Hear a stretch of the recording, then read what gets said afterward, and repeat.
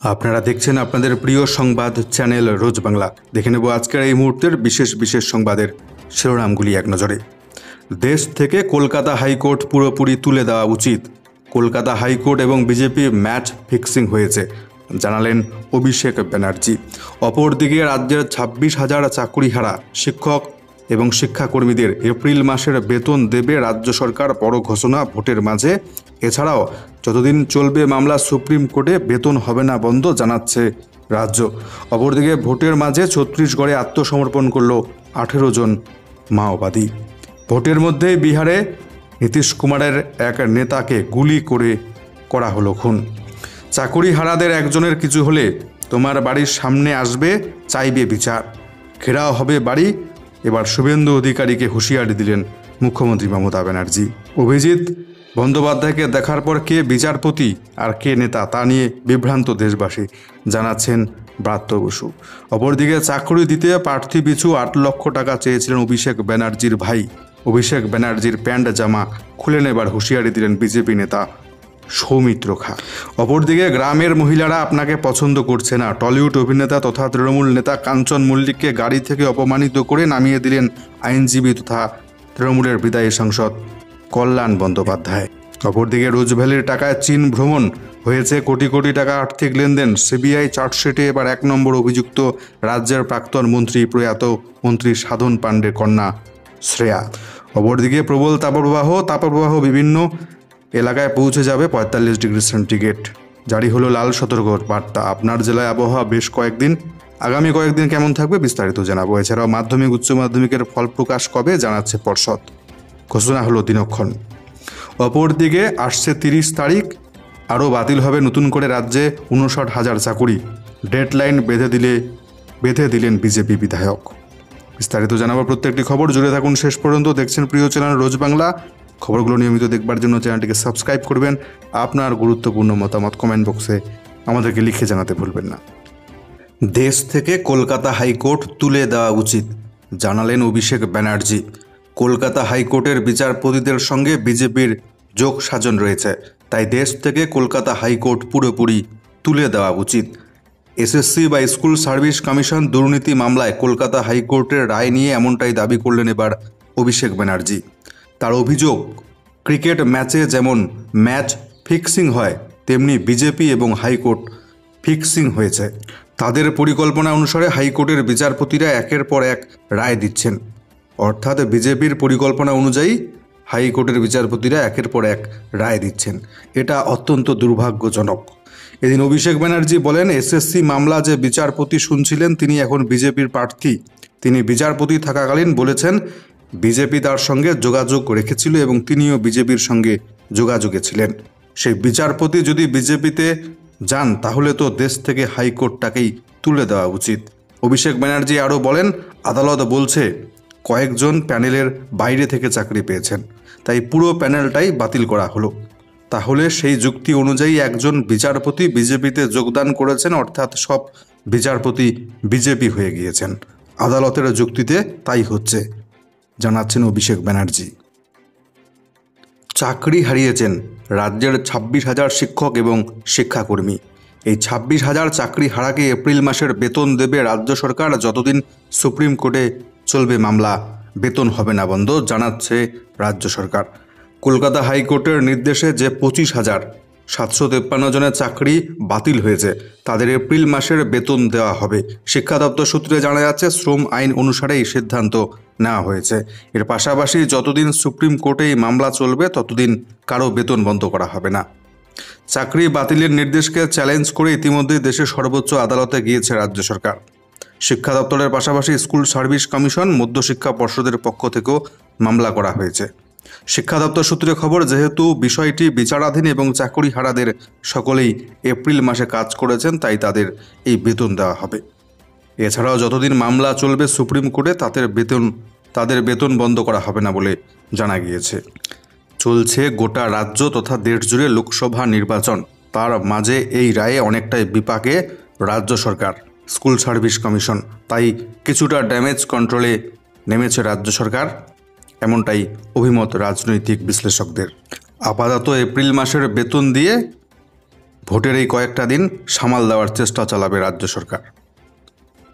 অপরদিকে ছত্তিশগড়ে আত্মসমর্পণ করল 18 জন মাওবাদী। আত্মসমর্পণ করল 18 মাওবাদী।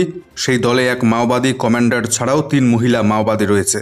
বাকিরা মাওবাদী সদস্য বলে জানা গেছে। ছত্তিশগড়ের দান্তেওয়াড়া জেলা প্রশাসনের কাছে তারা আত্মসমর্পণ করে বলে জানা গেছে। ডিআইজি কামলোচন কাশ্যপ এবং পুলিশ সুপার গৌরব রায়ের কাছে মাওবাদীরা অস্ত্র জমা দিয়েছেন এদিন। পুলিশ সুপার জানিয়েছেন, ছত্তিশগড় সরকারের পুনর্বাসন প্রকল্পের অধীনে এদের সকলকে উৎসাহ ভাতা হিসেবে 25,000 টাকা এবং অন্যান্য সুবিধে প্রদান করা হবে। প্রসঙ্গত, ছত্তিশগড়ে নিরাপত্তা রক্ষী বাহিনীর সঙ্গে মাওবাদীদের সংঘর্ষ লেগেই থাকে। কিছুদিন আগেই একাধিক মাওবাদীকে খতম করেছিল ভারতীয় সেনা। এবার 18 জন মাওবাদী করল নির্বাচনের মাঝেই আত্মসমর্পণ। ভোটের মাঝেই বিহারে জেডিইউ নেতা তথা নীতিশ কুমারের দলের নেতাকে গুলি করে করা হলো খুন। ভোটের মাঝেই পাটনায় গুলি করে খুন করা হলো নীতিশ কুমারের দল জনতা দল ইউনাইটেড অর্থাৎ জেডিইউ এর যুব নেতা সৌরভ কুমারকে। জানা গেছে, পাটনায় একটি বিয়েবাড়ি গিয়েছিলেন সৌরভ কুমার। সেখান থেকে বাইকে ফিরছিলেন বাড়ি। সঙ্গে ছিলেন মুনমুন কুমার নামে আরও এক যুবক। আচমকা 4 দুষ্কৃতী পারসা বাজার এলাকায় সৌরভদের ঘিরে ধরে গুলি চালাতে থাকে এলোপাথারি। সৌরভের মাথা লক্ষ্য করে 2টি এবং তার সঙ্গীকে লক্ষ্য করে আরও 3টি গুলি ছোড়া হয়। ঘটনাস্থলেই লুটিয়ে পড়েন 2 জন। হাসপাতালে নিয়ে যাওয়া হলে চিকিৎসকরা সৌরভকে মৃত বলে ঘোষণা করেছেন। আর একজনের অবস্থা অত্যন্ত সংকটজনক। ঘটনার তদন্ত শুরু করেছে পুলিশ। কেন এই হত্যাকাণ্ড তা স্পষ্ট নয়। বাইকে চেপে আসা 4 আত্মায়ীর সন্ধানে স্থানীয় এলাকার সিসি ক্যামেরার ফুটেজ খতিয়ে দেখা শুরু করেছে পুলিশ। চাকরি দিতে প্রার্থী পিছু 8 লক্ষ টাকা চেয়েছিলেন অভিষেক ব্যানার্জির ভাই। অভিষেক ব্যানার্জির প্যান্ট জামা খুলে নেবার হুঁশিয়ারি বিজেপি নেতা সৌমিত্র খাঁ। এসএসসি মামলায় আদালতের নির্দেশে বাতিল হয়েছে 2016 সালের গোটা প্যানেল। যোগ্য অযোগ্য নির্বিশেষে চাকরি হারা 25,753। এবার শিক্ষক নিয়োগ দুর্নীতি নিয়ে বোমা ফাটালেন বিষ্ণুপুরের বিজেপি প্রার্থী সৌমিত্র খাঁ।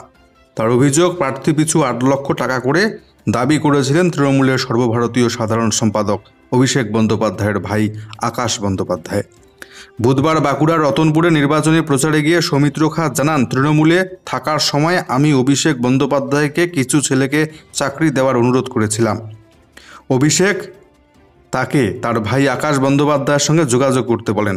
আকাশ বন্দ্যোপাধ্যায়ের সঙ্গে দেখা করার পর তিনি প্রার্থী পিছু 8 লক্ষ টাকা দাবি করেন। সৌমিত্র খাঁর কথায় 2017 সালের কথা। আমি ওর ছোট ভাই আকাশ বন্দ্যোপাধ্যায়কে বললাম, অভিষেকদা বলল চাকরি করে দেবেন, কি করতে পারবেন? আকাশ বন্দ্যোপাধ্যায় তখন বলেছেন, দাদা তোমার কাছ থেকে বেশি নেব না, এক কাজ করো 8 লক্ষ টাকা দাও আর 2 লক্ষ টাকা তোমার জন্য, মোট 10 লক্ষ টাকা করে 100টা ক্যান্ডিডেট নিয়ে এসো। এরপরে অভিষেক বন্দ্যোপাধ্যায়কে চোর দাবি করে আক্রমণ করেন সৌমিত্র খাঁ বিজেপি নেতা।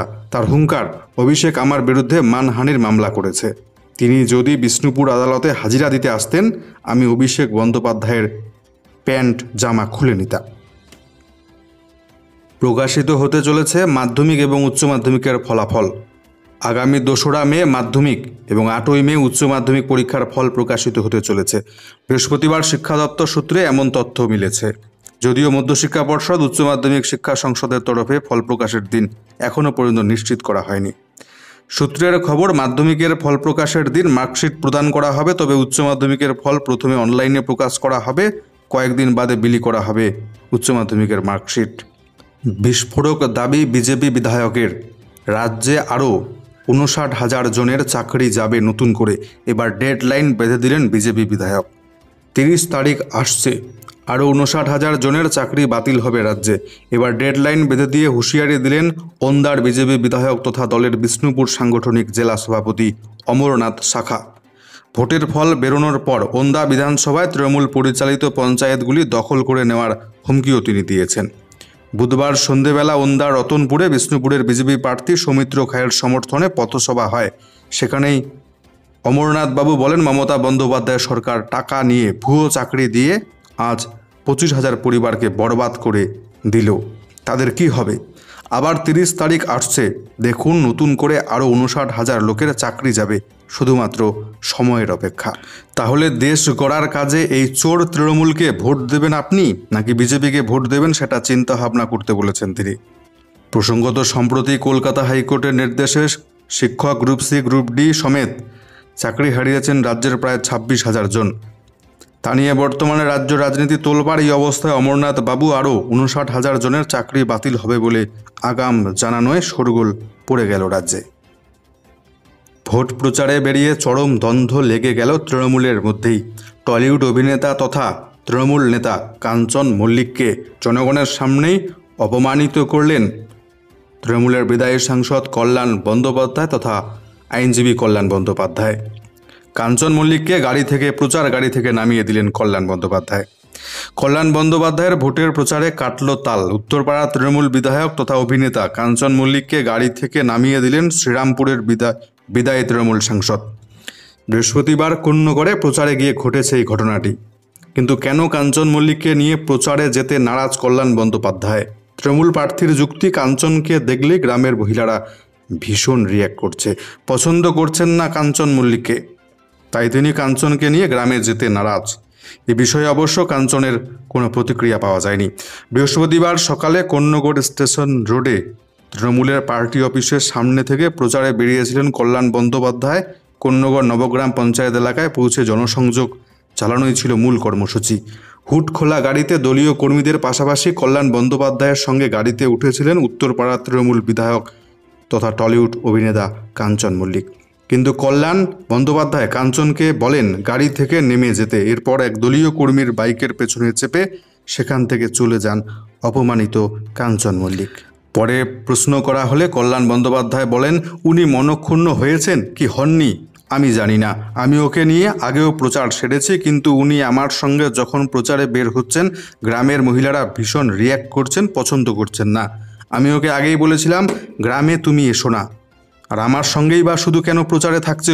ও একজন বিধায়ক, ও নিজের প্রচার নিজেও তো করতে পারে, সেটা তো করছে না। আমি নির্বাচনে লড়ছি, মানুষের মন বুঝতে হবে। আমি কোনো ব্যক্তি বিশেষের জন্য নয়, সমষ্টিগত মানুষের জন্য। কোনো ব্যক্তি বিশেষের আনন্দের জন্য, সুখের জন্য আমি সমষ্টিগত মানুষকে কষ্ট দিতে পারবো না। এমনটাই অভিমত কল্যাণ বন্দ্যোপাধ্যায়ের। তবে আপনাদের বোঝার জন্যে কিছু তথ্য আমরা আপনাদেরকে জানিয়ে দিচ্ছি। সম্প্রতি তৃতীয় বিয়ে করেছেন কাঞ্চন মল্লিক। দ্বিতীয় স্ত্রী পিঙ্কি এবং তার 10 বছরের ছেলে ওশকে ভুলে একেবারে হাঁটুর বয়সী অভিনেত্রীর সঙ্গে কাঞ্চন মল্লিকের তৃতীয় বিয়ে হয়েছে সম্প্রতি, এবং সেটা ঘিরেই এই যাবতীয় গণ্ডগোল বলে মনে করা হচ্ছে। সেই জন্যই হয়তো কাঞ্চন মল্লিককে গ্রামের মহিলারা পছন্দ করছেন না।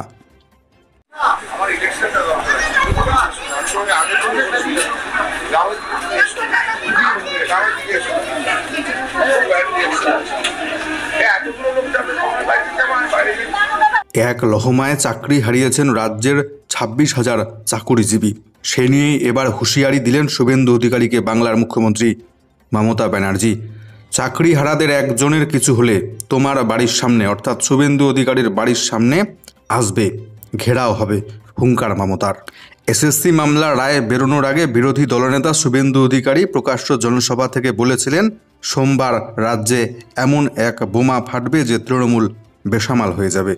বৃহস্পতিবার তমলুকের তৃণমূল প্রার্থী দেবাংশু ভট্টাচার্যের সমর্থনে সভা করতে গিয়ে শুভেন্দু অধিকারীর বিরুদ্ধে তোপ দেগে তৃণমূল নেত্রী মমতা ব্যানার্জি বললেন, রায় বেরোনোর 48 ঘন্টা আগে তুমি জানলে কি করে? রায়টা কি তুমি লিখে দিয়েছো আদালতকে, নাকি তোমার পার্টি অফিস লিখে দিয়েছিল? এখানেই থামেননি তিনি, পাল্টা হুঁশিয়ারি দিয়ে মমতা ব্যানার্জি বলেন, এই যে 26,000 চাকরি খেয়েছো, 2.5 লক্ষ পরিবার আজকে মৃত্যুর মুখোমুখি লড়াই করছে, একজনের কিছু হলে এরা কিন্তু তোমার বাড়ির সামনে আসবে বিচার চাইতে। তিনি আরও বলেন, এদের মধ্যে নিশ্চয়ই অনেকে মেদিনীপুরে রয়েছেন, মনে রাখবেন আমরা কিন্তু আপনাদের অর্থাৎ চাকুরি হারাদের পাশে আছি। এভাবেই শুভেন্দু অধিকারীকে এদিন হুঁশিয়ারি দিয়েছেন মমতা ব্যানার্জি। রোজ ভ্যালির টাকায় করেছেন চীন ভ্রমণ, আর্থিক লেনদেন হয়েছে। সিবিআই চার্জশিটে 1 নম্বর অভিযুক্ত সাধন পাণ্ডে কন্যা শ্রেয়া। রোজ ভ্যালি মামলায় সিবিআই চার্জশিটে অভিযুক্ত প্রয়াত রাজ্যের মন্ত্রী সাধন পাণ্ডের কন্যা শ্রেয়া পাণ্ডে। কেন্দ্রীয় গোয়েন্দা সংস্থার বিস্ফোরক অভিযোগ, রোজ ভ্যালির অ্যাকাউন্ট থেকে 2,22,000-এর বেশি টাকা গিয়েছে সাধন কন্যার 2 সংস্থায়। এমনকি রোজ ভ্যালির টাকায় চীন ঘুরতে গিয়েছিলেন সাধন পাণ্ডের কন্যা শ্রেয়া। সিবিআই সূত্রে খবর, রোজ ভ্যালির চার্জশিটে অভিযুক্তদের মধ্যে প্রথমেই রয়েছেন শ্রেয়া পাণ্ডের নাম। ওই চার্জশিটে বলা হয়েছে, রোজ ভ্যালি থেকে শ্রেয়ার দুটি সংস্থায় শুধু টাকাই ঢোকেনি, মন্ত্রী কন্যা এবং তার টিমের চীন সফরের খরচও বহুলাংশে বহন করেছিল ওই চিট ফান্ড সংস্থাটি। রোজ ভ্যালির বিভিন্ন অনুষ্ঠানে নিয়মিত যেতেন শ্রেয়া। রোজ ভ্যালির বিভিন্ন অনুষ্ঠানের দায়িত্ব পেয়েছিলেন প্রাক্তন মন্ত্রীর কন্যা। অভিযোগ, প্রাপ্য টাকার চেয়ে অনেক বেশি অর্থ পেয়েছিল তার সংস্থা। সেই টাকাও ফেরত দেননি শ্রেয়া পাণ্ডে বলে জানা যাচ্ছে। তীব্র দহনে জ্বলছে গোটা বাংলা, বিশেষ করে দক্ষিণবঙ্গ, উত্তরবঙ্গের একাংশ। আরও বাড়বে তাপমাত্রা, তীব্র দহনে জ্বলবে বাংলা। দক্ষিণবঙ্গ জুড়ে তাপপ্রবাহের তীব্রতা বেড়েই চলেছে। বৃহস্পতিবার প্রায় সর্বত্র সর্বোচ্চ তাপমাত্রা 1 থেকে 2 ডিগ্রি সেন্টিগ্রেড বেশি ছিল।